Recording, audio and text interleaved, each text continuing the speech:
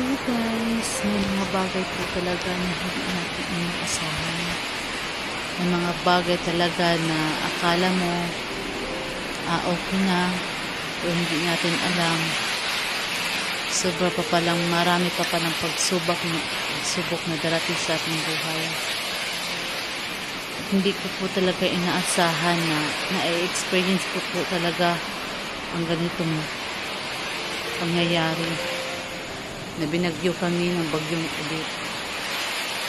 Sobrang takot at pag-alala guys yung naramdaman ko. Paano na lang kung malindol, kasamang ulan, kasama ng hangin.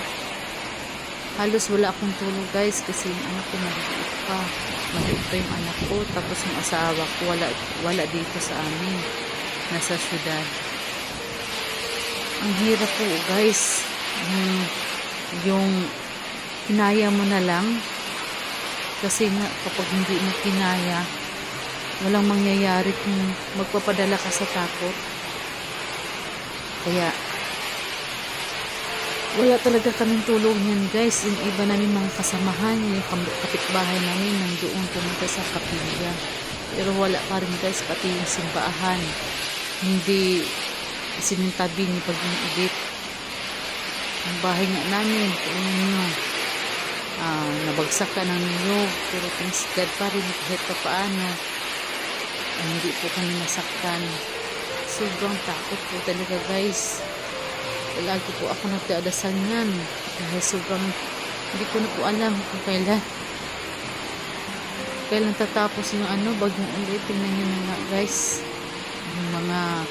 yung mga lagayan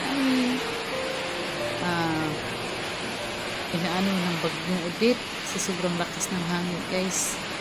Kaya sa lahat po ng mga nakaranas ng pagsubok lang po yan, pray lang po tayo, kapit lang, ginawa lang po talaga yan kasi kung kaya ba natin kasi ng mga pagsubok na darating sa ating buhay. Kaya laban lang.